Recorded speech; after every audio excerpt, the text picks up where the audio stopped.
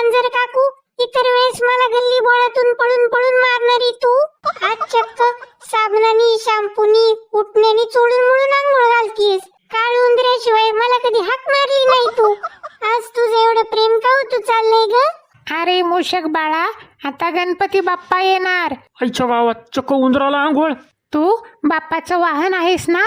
आता 10-12 दिवस चिखलात गटारात अजिबात लोळायचं नाही. छान स्वच्छ राहायचं. चोऱ्या माऱ्या करून खायचं नाही. बाप्पा पुढचा मोदकाचा लाडूचा प्रसादच खायचा.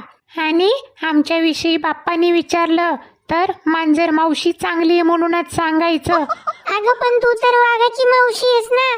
आता काही दिवस मी तुझी पण मावशी आहे. बया, गणपती बाप्पासाठी वशिला लावी ती. काय तर म्हणे मांजर मावशी. संसद आल्यात तर कशी नाती होते आठवाय लागल्यात.